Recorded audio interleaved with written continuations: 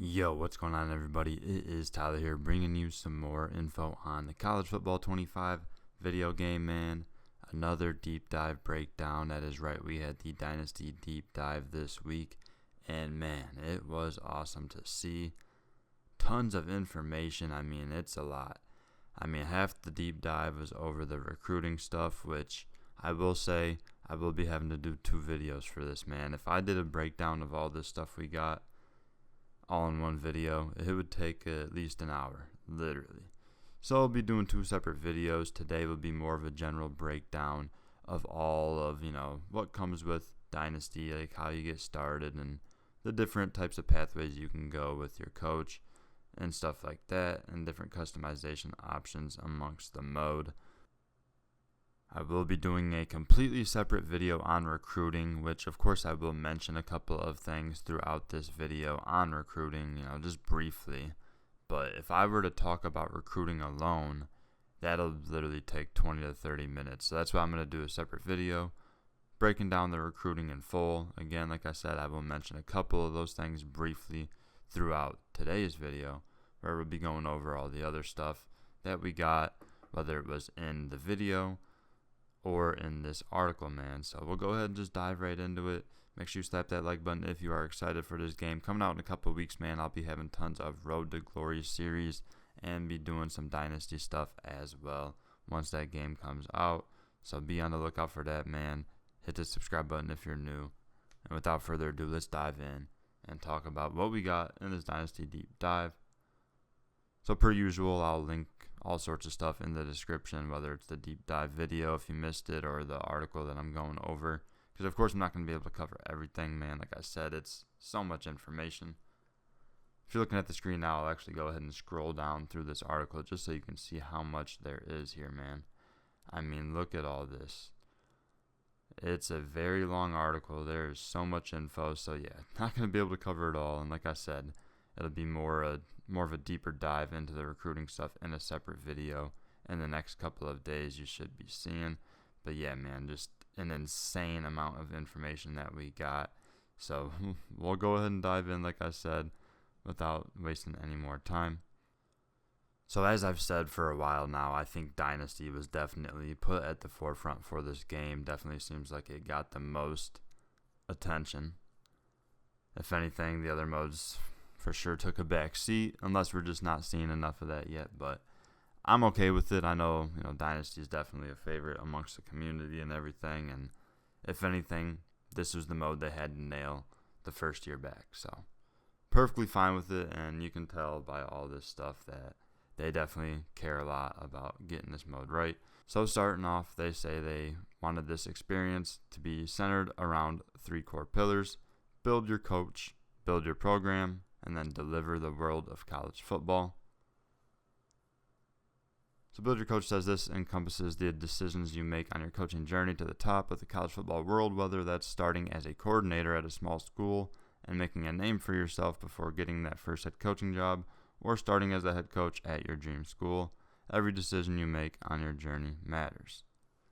So that's pretty cool, man. Like I've said in previous videos, some different ideas you could do, whether you start at a smaller school and then try to build up your resume and then get a bigger job after a few years, whether you start as a coordinator or whatever the case may be, man. Definitely opens up some different options for you. Build your program says, as the old saying goes, to win in college football, it's not the X's and O's, it's the Jimmys and the Joes. All right. Good old saying there. Recruiting is the lifeblood of college football, and having a consistent winner means you need a roster that is built to reload rather than rebuild. That all starts on the high school recruiting trail, but in modern college football roster retention and utilizing the transfer portal are instrumental in your ability to field a championship team. So, of course, the recruiting, like I've mentioned, not just the high school ranks. Of course, you got to worry about the transfer portal, which is absolutely insane these days. So, back in the day, you had transfers, but there's a lot more rules on it, and it was very rare, and more than likely they would have to sit out a year unless they were a grad transfer, and still sometimes you'd have to pull some strings there. But yeah, man, so recruiting is super duper important, and building that program, and then once you have that program built, keeping it at that high level. And then deliver the world of college football. Says a lot has changed in college football over the last year, let alone the last 11, which of course is the last time we had a game. And from the new 12-team college football playoff to conference realignment, we set out to recreate the ever-changing world of college football within Dynasty and provide you with the tools to customize your experience. So like I said, man, lots of customization should be in this as well. We'll cover some of that stuff throughout this video, whether it's custom schedules, custom conferences. There's all sorts of different stuff that you can do. Right here, we'll take a look at coach archetypes. So you'll select a backstory once you are creating your coach, of course. So depending on which archetype you choose, you'll have, different paths to earn different abilities on the coach's web that we've seen plenty of throughout that deep dive video, of course. Those things will also change depending on your role, whether you are the head coach or, an offense or defensive coordinator. So 3 different categories for the archetypes there is recruiting, motivation, and scheme. And from your base archetype, you can progress in multiple ways. You can become an expert in a single category like recruiting, where you become an elite recruiter and excel on the recruiting trail. Alternatively, you can become a hybrid coach who is strong in multiple areas. For example, a talent developer who is great at both talent acquisition and player development. The ultimate goal is to become a program builder or CEO atop the world of college football. So it is nice to hear that you don't have to just dominate in one area based on what archetype you kind of go with to begin with. You can kind of, formulate a couple of them and, increase your, skills in multiple different areas. And then also when, you hire your staff, if you're the head coach and you can dominate in like 1 or 2 areas, you might want your coordinators to be able to dominate in areas that you lack in. Achieving an elite archetype like program builder or CEO is a combination of on-field success and ability progression. There's no single formula to reach these statuses. You'll be able to mix and match different ability combinations and progression paths, leading to strong customization. In total, there are 11 different archetypes, each with their own focuses and perks. So that's nice, amongst the 3 different categories, there are 11 total archetypes to choose from. And together they form a rock, paper, and scissors relationship where there is no dominant archetype. While there is no doubt that talent acquisition is the most important thing in college football, focusing solely on recruiting could leave you vulnerable in other areas. Remember, no coach can be great at everything. Every decision you make on your coaching journey matters. Once you purchase an ability, there is no going back, as you will not be able to respec your coach. So that's very key, that last thing I said right there. So make sure when you are upgrading your coach that you are making the right decision, because you can't go back on it. So here it says, how do I upgrade my archetype and what does it do? As an example right here, in order to become an elite recruiter, you must spend 50 coach points in the recruiter archetype and sign 2 top 5 recruiting classes. So it's not like you're going to be able to just upgrade these abilities and get them to the highest tiers right away. You're going to have to work for it. It could take you a few years to be able to, get these done. Or you might not even be able to get to that elite status. Because like I said, it says you have to sign 2 top 5 recruiting classes. That ain't always easy to do.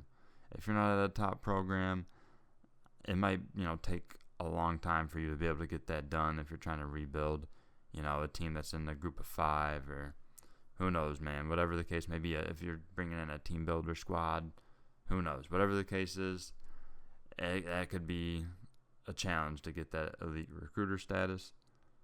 So even after you pick your base archetype that you start with, the other 2 categories will still be available to purchase with coach points. So once you get those coach points, you can then purchase those other categories to then start working on those as well. If, like I said, you might want to be good in a couple different areas rather than just dominating one side of those 3 categories.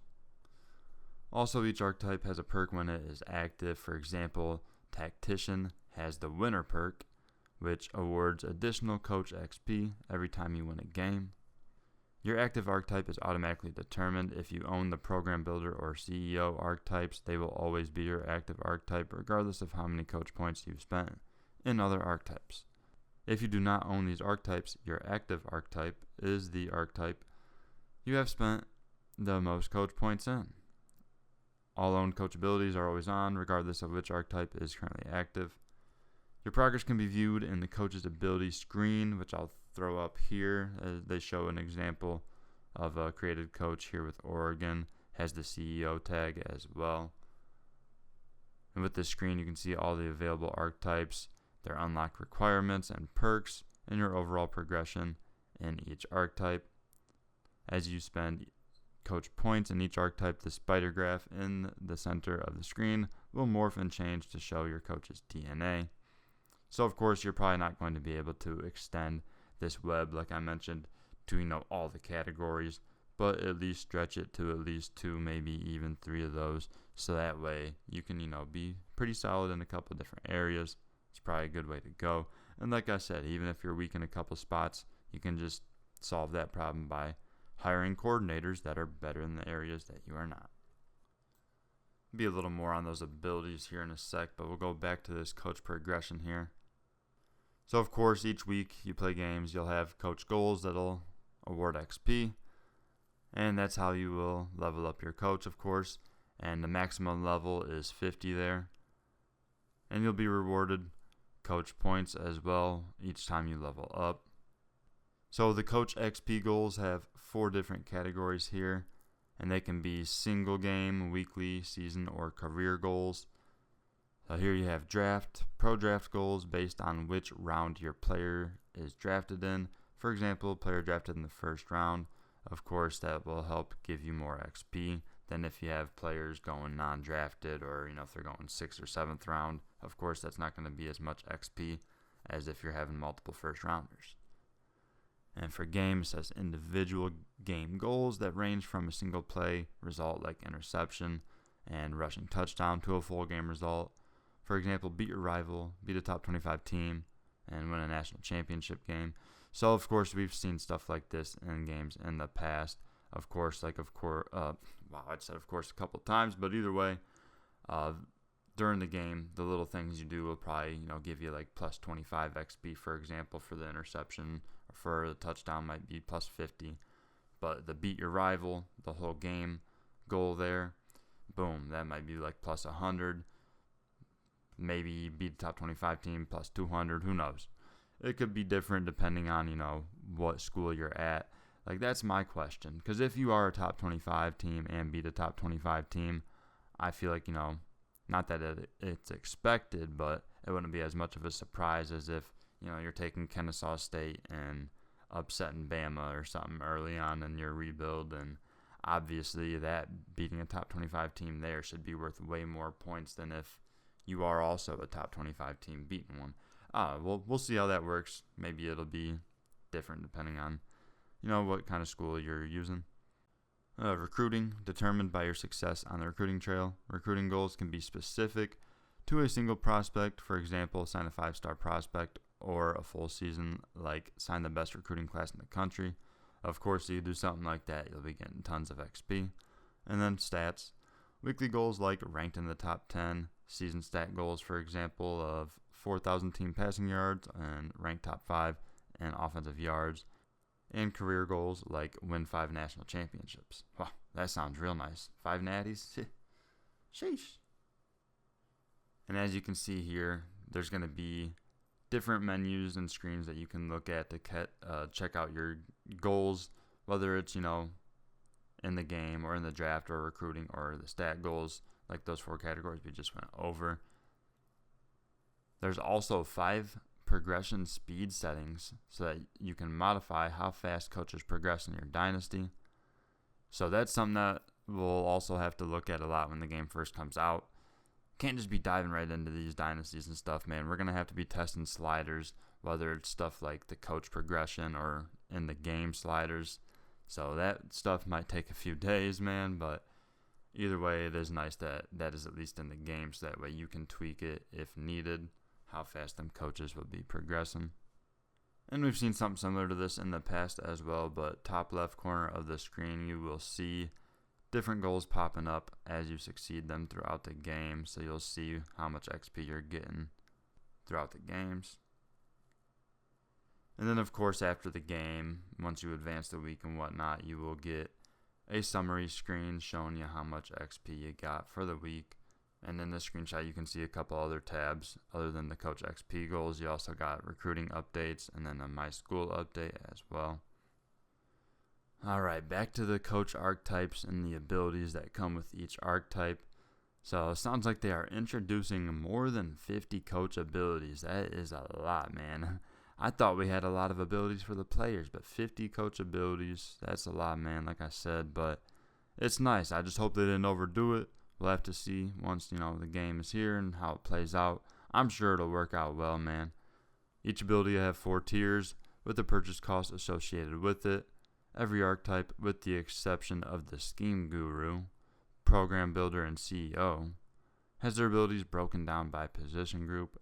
This increases the level of depth and specialization each coach has. No longer is a coach great at recruiting across the board. Now coaches will specialize in specific position groups, making your staff composition that much more important. Are you a quarterback whisperer, or are you great in the trenches and committed to the no-fly zone? How does your staff complement you? So, of course, like I said earlier, with a couple of other things, when you hire your staff, you want to make sure that they're able to do things that you can't. Of course, tied into recruiting. If you are really good at recruiting, quarterbacks and position players, or the skilled position players, that is, with like receivers, running backs, tight ends, you want to make sure that your offensive coordinator is going to be good with the O-line, most likely. And then, defensive side, maybe you're just good with the secondary, so you'll want your defensive coordinator to be good in the trenches up front on that D-line and in that second level with the linebackers as well.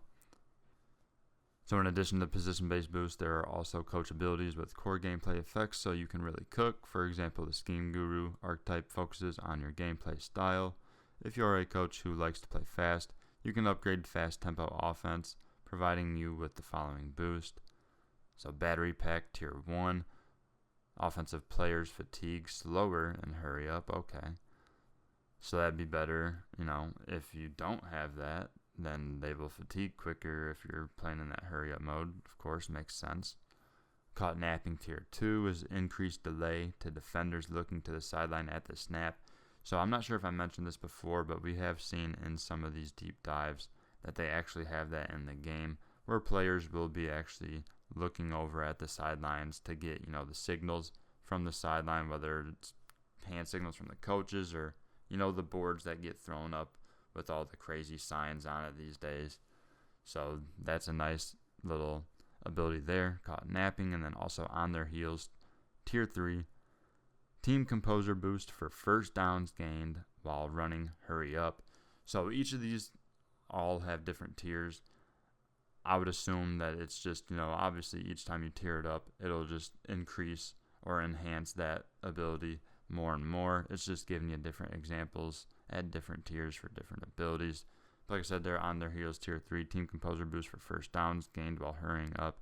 That is pretty solid, man. That would be nice to have. And then tip to your hand, tier 4, chance to see the defense's coverages, shell, and hurry up. That's definitely nice, man. If you're able to get that, that's big time. It also says you can also make your team a well-oiled machine who doesn't work against themselves and is unfazed by rowdy home field crowds by upgrading the disciplined communication ability on offenses. This provides hater blockers, tier 1, slight reduction in crowd noise impact on the road. That's solid, man. So I'm sure once you tier that up, it could even make it to where it's not even a problem, even if you're in a tough place to play. If you have that thing up to tier 4, you might be all good to where it's not really messing with you too much. And then Teflon tier 2, significant reduction of crowd noise impact on the road. Then you got Polished tier 3, which is offensive players will commit slightly fewer penalties. So that seems kind of, I'm not sure. If it's tier 3 and it just says slightly fewer penalties, we'll have to see. Like I said, we'll be testing so many different things throughout the first week to see how well all the different stuff works, whether it's these coaches' abilities, the player abilities as well. There's just so much stuff we got to look at, man.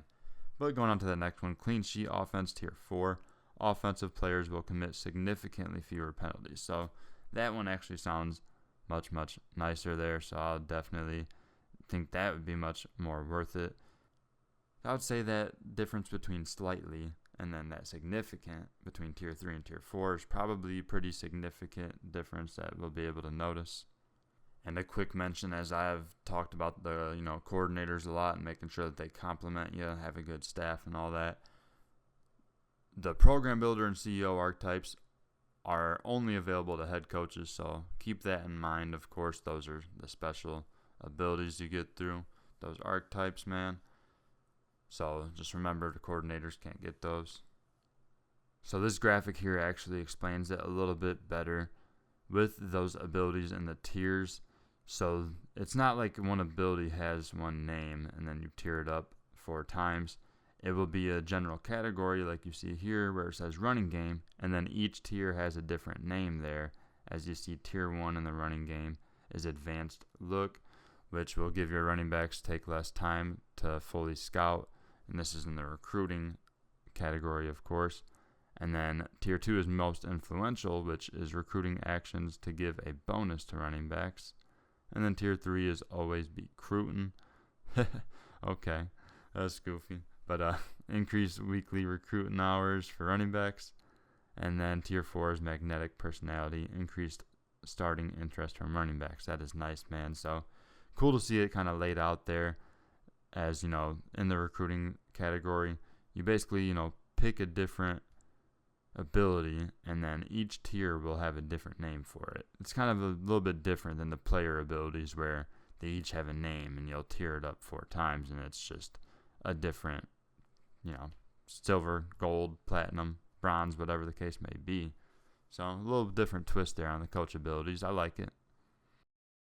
Another thing on the coordinators, man, all of the abilities that your coaching staff owns stack together, increasing the effect of an ability.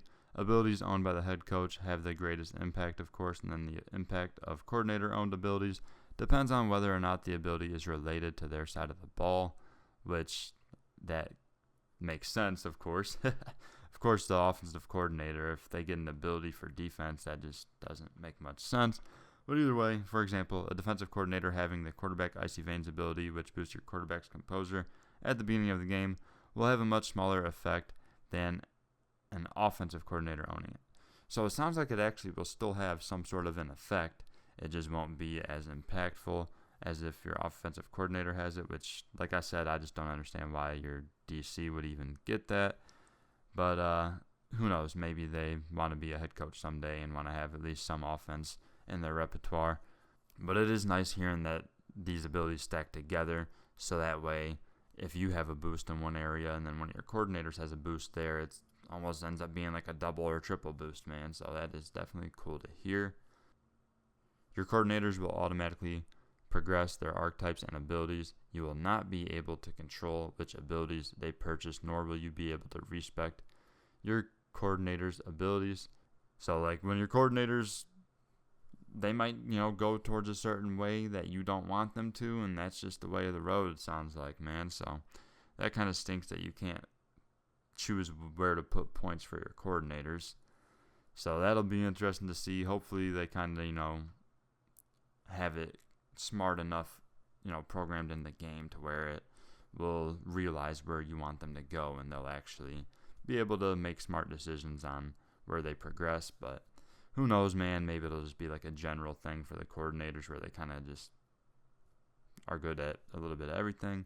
But who knows? We'll have to see. Again, like I said, it's tons of things that we'll have to check out and test out once the game is here in a couple of weeks. Check out climbing the coaching ladder here. The journey starts when you sign your first contract, of course.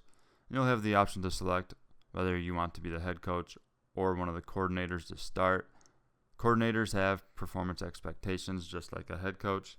All roles will have full control of recruiting and be able to play both sides of the ball during gameplay.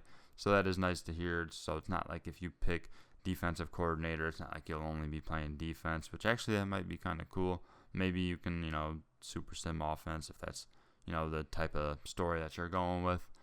But either way, it's nice that you at least can still play both sides of the ball, regardless of if you pick a coordinator or the head coach. Every time you start a new coaching job, you'll be asked to sign a contract with that school, and that contract will have a set length and performance expectations. So just like in real life, if you fail to meet those expectations they give you, you'll most likely just end up getting fired. School expectations are determined by the school's current team prestige and program standing. The better the school, the higher the expectations, so that makes sense, of course. And there's 4 types of contract expectations. It'll be win, a certain amount of games, win a conference championship, make the college football playoff, and win a national championship. So that's all pretty bland there. I mean, obviously, those are all things that you're going to want to do when you take over a program. You're going to want to build to eventually get those things done. So you'll have a job security meter that will fluctuate throughout the season, and you can check this out throughout, depending on how you're doing, man. Of course, if you're doing well, you shouldn't have to worry about this too much. But if you are not meeting expectations, your job security will definitely be taking a hit, and you'll end up on the hot seat, and you'll end up getting fired if you aren't able to turn things around, and you'll be in the coaching carousel. And then, of course, on the other end, if you are continuing to meet or exceed goals, you will increase that job security, and it'll be less likely that you get fired. And, of course, you can turn this setting off if you don't want that in there, man. Of course, something that I think everyone should definitely keep on. Of course, there's a chance that it could be broken, and if that's the case, then you might have to keep it off to where you can kind of keep more control over it. But either way, I'm hoping that we can just keep it on and leave that in there, and hopefully we all just do good enough jobs to where we don't get fired. Or maybe that's the type of story you want to go with first. Maybe you absolutely tank a school and get fired and hit the carousel and see what you can do. Or maybe you just want to sign 1-year deals every year and hit the carousel every year, and that's another idea, man. So lots of different things you can do here with these contracts. And more on contracts here. When you sign, you'll have the opportunity to look at the last 20 years and see the kind of program you are taking over. Of course, your program's history will continue to update over time as you play your dynasty. So not only will you see the last 20 years from now, but say if you're already 7-8 years into your dynasty looking to sign with a new squad, then you'll of course see the updated, last 20 years with, of course, what you've already seen in your dynasty throughout the 7 or 8 years that you've done. And you see in this example here, this contract for the Oregon head coach here is a 3-year deal. Gives him a goal to win 9 games there. And of course, you see the previous results. That's definitely a screen that is very similar to something we've had in the past with the previous seasons, with, your win-loss record, and then of course shows whether you were in bowl games, if you won them or not. So like I just mentioned, the coach carousel, that is of course in the game, man. I will mention a few things on it. I'm not going to go over everything they list here, though. Like I said, I will link the article in the description below if you wanted to read everything here. But a couple things to mention. The carousel does kick off during conference championship week. So during this week, all coach contracts are processed, and schools determine if they want to fire, extend, or let a coach's contract expire. If your school has decided to fire or extend you, you'll receive an action item notifying you of the news. If you are the head coach, you'll also be able to fire your coordinators during this week. So after you advance that week there and get in the bowl season, that's when the first round of the job offers go out. If you received any job offers, you'll be notified at this time, and you'll have to check on an action item titled View Job Offers, which makes sense. And if you did not receive any offers, you will have a generic action item titled Coach Carousel, and pressing the action item will take you to this carousel screen where you can view any job offers you have, as well as all the open jobs across the country.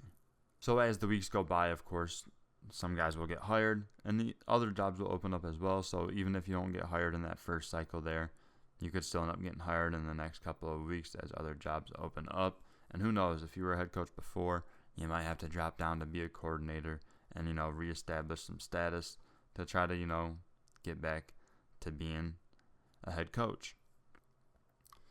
I'll go ahead and go over this last part here on the managing your staff, and then I'll go ahead and wrap things up, man. it's just so much information to go over. I thought I was going to do it in a couple of videos. I might end up taking 3, man. So, yeah, we'll go ahead and wrap things up after I talk about this staff stuff here, or finish up talking about it anyways. So, as a head coach, you will now have the opportunity to manage your staff and hire or fire your coordinators. Remember, the coach archetype system does not allow you to be great at everything. So, you'll want to make sure that you fill in those coordinator spots with guys that help in, whatever areas you're weaker in. Make sure that they're good in, so that way everything's covered and you're, in a good spot to build a good program. So during conference championship week, like I said, that's when the coach carousel opens up as well. That's when you will first be able to fire your coordinators, and be careful because this is the only week you can do this. So that's definitely key. That's the only time you can fire your coordinators. So if their contract isn't up and you want to get rid of them, that's when you got to fire them, is during that conference championship week. And after then, you are unable to replace a coordinator unless they are hired away by another school. So then, again, that's also something that can happen. So you still got to pay attention during that time. Even if you don't plan on making changes, you might end up having to take one, because your defensive coordinator, if they get a head coach job offer, they might go ahead and take it. So then all of a sudden, you got to scramble and find a replacement. So the coordinators won't leave unless, like I said, you got to fire them, or if they're hired by another school. And every coordinator has a standard 2-year contract. Once that contract expires, it will be automatically renewed for another 2 years. So no matter what, they'll stay with you until you fired them, or, like I said, are hired by another school. And if you don't like them, you can always tell them they're fired. I mean, this article just keeps on repeating a lot of the stuff like I just did. If your coordinator has 1 year or less remaining on their current contract, there's a chance they will be poached and leave for another school. If this happens during the carousel, you will have the opportunity to hire a replacement, like I already said. And then starting bowl week 1, you can hire new coordinators if you have an open spot. And when you go to hire a new coordinator, you will be presented with a curated list of candidates. These coaches are chosen for you based on the needs of your school. The logic that is used to determine the list is similar to the AI school logic. To determine their top candidates, when looking at a candidate, you will be able to see their current school, active archetype, coach level, and what schools are interested in them. These are the schools you would be competing with if you made them a job offer. You can also view the coach's talent tree, so you can drill down more deeply and see whether or not they will be a good fit with your staff. And when you make an offer to a coach, it is not a guarantee that they accept it. You can only offer 1 coach per position each week. So that's definitely key right there. So make sure, if you want to offer, make sure it's the right offer, because you only get 1 each week, and that's for each coordinator. So if you have both coordinator spots open, then you will be able to do 1 offer on the offensive side and 1 offer on the defensive side each week. And once you advance the week and re-enter the screen, you will find out whether or not they accepted your offer or not. If they did, they will join your program after the national championship game, when we process all the coach moves. And if they rejected your offer, you will have the opportunity to offer another coach. You will always have at least 1 coach available to hire who does not require you to compete with another school. If at the end of the carousel you have not been able to fill an open position, you will be automatically given a new coordinator that is on par with the caliber of your program. So like I said, man, there's still tons more to uncover with this Dynasty deep dive. It's just so much that I can't fit it all into one video. Or, I mean, I could have, but I'm sure no one wants to listen to me talk for an hour and a half straight. So it'll probably end up being not just 2 videos, but it'll probably end up being 3 now, because there's still a whole lot of other stuff outside of the recruiting that I wanted to talk about.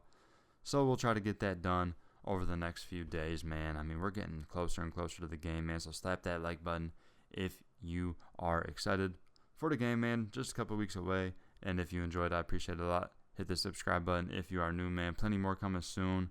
Like I said, a recruiting breakdown in the next couple of days. And I'll do another video diving into the rest of the stuff with the customization amongst conferences and all the other stuff that we got here. So much information, like I said, man. Just very excited for this game, man. It's right around the corner. So that'll do it. Hope you guys have a nice day. Peace.